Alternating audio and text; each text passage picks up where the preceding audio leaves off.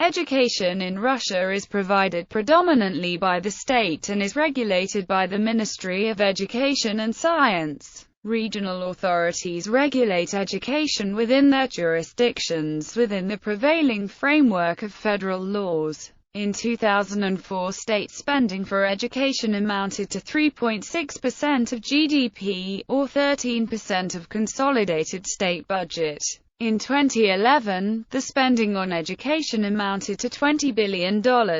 Private institutions account for 1% of preschool enrollment, 0.5% of elementary school enrollment and 17% of university-level students. Before 1990, the course of school training in Soviet Union was 10 years, but at the end of 1990 the 11-year course had been officially entered. Education in state-owned secondary schools is free. First tertiary education is free with reservations. A substantial number of students are enrolled for full pay. Male and female students have equal shares in all stages of education, except tertiary education where women lead with 57%. The literacy rate in Russia, according to a 2015 estimate by the Central Intelligence Agency, is 99.7%. According to a 2012 OECD estimate, 53% of Russia's adults has attained a tertiary education, giving Russia the highest attainment of college-level education in the world. The OECD average is 33%. 47.7% have completed secondary education, 26.5% have completed middle school and 8.1% have elementary education. Highest rates of tertiary education, 24.7%, are recorded among women aged 35 to 39 years. In 2014, the Pearson Economist Intelligence Unit rated Russian education as 8th best in Europe and 13th best in the world. Russia's educational attainment was rated as the 21st highest in the world and the students' cognitive skills as the 9th highest. In 2015, OECD ranked Russian students' mathematics and science skills as the 34th best in the world, between Sweden and Iceland. Joseph Stiglitz, a former chief economist of the World Bank, states that one of the good things that Russia inherited from the Soviet era is a high level of education, especially in technical areas so important for the new economy. Preschool education. According to the 2002 census, 68% of children aged 5 are enrolled in kindergartens. According to UNESCO data, enrollment in any kind of preschool program increased from 67% in 1999 to 84% in 2005. Kindergartens, unlike schools, are regulated by regional and local authorities. The Ministry of Education and Science regulates only a brief preschool preparation program for the 5 to 6-year-old children. In 2004, the government attempted to charge the full cost of kindergartens to the parents. Widespread public opposition caused a reversal of policy. Currently, local authorities can legally charge the parents not more than 20% of costs. Twins, children of university students, refugees, Chernobyl veterans and other protected social groups are entitled to free service. The Soviet system provided for nearly universal primary and kindergarten service in urban areas, relieving working mothers from daytime child care needs. By the 1980s, there were 88,000 preschool institutions. As the secondary education study load increased and moved from the 10 to 11-year standard, the kindergarten programs shifted from training basic social skills, or physical abilities, to preparation for entering the school level. After the collapse of the Soviet Union, the number decreased to 46,000. Kindergarten buildings were sold as real estate, irreversibly rebuilt and converted for office use. At the same time, a minority share of successful state-owned kindergartens, regarded as a vertical lift to quality schooling, flourished throughout the 1990s. Privately owned kindergartens, although in high demand, did not gain a significant share due to administrative pressure. Share of children enrolled in private kindergartens dropped from 7% in 1999 to 1% in 2005. The improvement of the economy after the 1998 crisis, coupled with historical demographic peak, resulted in an increase in birth rate, first recorded in 2005. Large cities encountered shortage of kindergarten vacancies earlier, in 2002. Moscow's kindergarten waiting list included 15,000 children. In the much smaller city of Tomsk it reached 12,000. The city of Moscow instituted specialized kindergarten commissions that are tasked with locating empty slots for the children. Parents sign their children on the waiting list as soon as they are born. The degree of the problem varies between districts, e.g., Moscow's Philly-Davidkovo district has lost all of its kindergartens while Zelenograd claims to have short queue. Independent authors assert that bribes or donations for admission to kindergartens compete in amount with university admissions, while authorities refute the accusation. Secondary school general framework. There were 59,260 general education schools in 2007-2008 school year, an increase from 58,503 in the previous year. However, prior to 2005-2006, the number of schools was steadily decreasing from 65,899 in 2000-2001. The 2007-2008 number includes 4,965 advanced learning schools specializing in foreign languages, mathematics, etc., 2,347 advanced general-purpose schools, and 1,884 schools for all categories of disabled children. It does not include vocational technical school and technicums.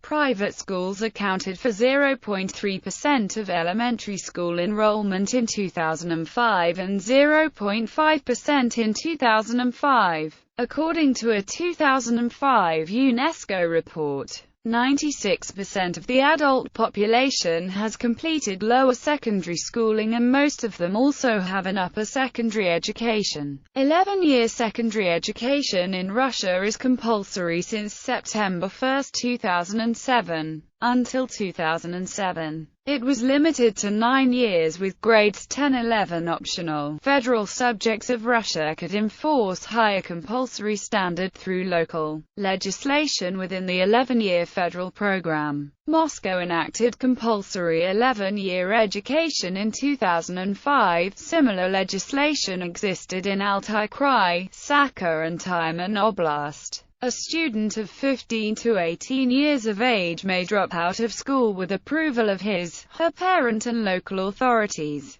and without their consent upon reaching age of 18. Expulsion from school for multiple violations disrupting school life is possible starting at the age of 15. The 11-year school term is split into elementary, middle and senior classes. Absolute majority of children attend full program schools, providing 11-year education. Schools limited to elementary or elementary and middle classes typically exist in rural areas. Of 59,260 schools in Russia, 36,248 provide full 11-year program, 10,833 9-year basic program, and 10,198 elementary education only. Their number is disproportionately large compared to their share of students due to lesser class sizes in rural schools. In areas where school capacity is insufficient to teach all students on a normal, morning to afternoon, schedule, authorities resort to double-shift schools, where two streams of students share the same facility. There were 13,100 double-shift and 75 triple-shift schools in 2007-2008, compared to 19,201 and 235 in 2000-2001. Children are accepted to first grade at the age of 6 or 7, depending on individual development of each child. Until 1990, Starting age was set at 7 years and schooling lasted 10 years for students who were planning to proceed to higher education in universities. Students who were planning to proceed to technical schools were doing so, as a rule, after the 8th grade. The switch from 10 to 11-year term was motivated by continuously increasing load in middle and senior grades. In the 1960s, it resulted in a conversion of the 4th grade from elementary to middle school. Decrease in elementary schooling led to greater disparity between children entering middle school. To compensate for the missing 4th grade, elementary schooling was extended with a 0 grade for 6-year-olds. This move remains a subject of controversy. Children of elementary classes are normally separated from other classes within their own floor of a school building. They are taught, ideally, by a single teacher through all 4 elementary grades. 98.5% of elementary school teachers are women. Their number decreased from 349,000 in 1999 to 317,000 in 2005. Starting from the 5th grade, each academic subject is taught by a dedicated specialty teacher. Pupil-to-teacher ratio is on par with developed European countries. Teachers' average monthly salaries in 2008 range from 6,200 rubles in Mordovia to 21,000 rubles in Moscow. The school year extends from September 1 to end of May and is divided into 4 terms. Study program in schools is fixed. Unlike in some Western countries, school children or their parents have no choice of study subjects. Class load per student is lower than in Chile, Peru or Thailand, although official hours are frequently appended with additional classwork. Students are graded on a 5-step scale, ranging in practice from 2 to 5. 1 is a rarely used sign of extreme failure. Teachers regularly subdivide these grades in daily use, but term and year results are graded strictly 2, 3, 4 or 5 vocational training option. Upon completion of a 9-year program, the student has a choice of either completing the remaining 2 years at normal school, or of a transfer to a specialized professional training school. Historically, those were divided into low-prestige PTUs and better-regarded technicums and medical schools. In the 2000s, many such institutions, if operational, have been renamed to colleges. They provide students with a working skill qualification and a high school certificate equivalent to 11-year education in a normal school. The program, due to its work training component, extends to 3 years. In 2007-08 there were 2,800 such institutions with 2,280,000 students. Russian vocational schools, like the tech prep schools in the USA, fall out of ISCD classification. Thus the enrollment number reported by UNESCO is lower, 1.41 million. The difference is attributed to senior classes of technicums that exceed secondary education standard. All certificates of secondary education, regardless of issuing institution, conform to the same state standard and are considered, at least by law, to be fully equivalent. The state prescribes minimum set of study subjects that must appear in each certificate. In practice, extension of study terms to 3 years slightly disadvantages vocational schools' male students who intend to continue. They reach conscription age before graduation or immediately after it, and normally must serve in the army before applying to undergraduate-level institutions. Though everyone is eligible to postpone the conscription to receive higher education, they must be at least signed up for the admission tests into the university the moment they get the conscription notice from the army. Most of military commissariat's officials are fairly loyal to the potential recruits on that matter and usually allow graduates enough time to choose the university and sign up for admission or enroll there on paid basis, despite the fact that the spring recruiting period is not yet ended by the time most schools graduate their students, and all those people may legally be commanded to present themselves to the recruitment centers the next day after the graduation. Males of conscription age that chose not to continue their education at any stage usually get notice from the Army within half a year after their education ends. Because of the periodic nature of recruitment periods in Russian Army Unified State examinations, traditionally, the universities and institutes conducted their own admissions tests regardless of the applicant's school record. There were no uniform measure of graduates' abilities. Marks issued by high schools were perceived as incompatible due to grading variances between schools and regions. In 2003, the Ministry of Education launched the Unified State Examination Program. The set of standardized tests for high school graduates, issued uniformly throughout the country and rated independent of the students' schoolmasters, akin to North American SAT, was supposed to replace entrance exams to state universities. Thus, the reformers reasoned, the use will empower talented graduates from remote locations to compete for admissions at the universities of their choice, at the same time eliminating admission-related bribery, then estimated at $1 billion annually. In 2003, 858 university and college workers were indicted for bribery. Admission fee in MGIMO allegedly reached $30,000. University heads, notably Moscow State University rector Viktor Sadovniky, resisted the novelty, arguing that their schools cannot survive without charging the applicants with their own entrance hurdles. Nevertheless, the legislators enacted use in February 2007. In 2008, it was mandatory for the students and optional for the universities. It is fully mandatory since 2009. A few higher education establishments are still allowed to introduce their own entrance tests in addition to use scoring. Such tests must be publicized in advance. Awarding use grades involves two stages. The maximum total primary grade varies by subject, so that one might obtain, for instance,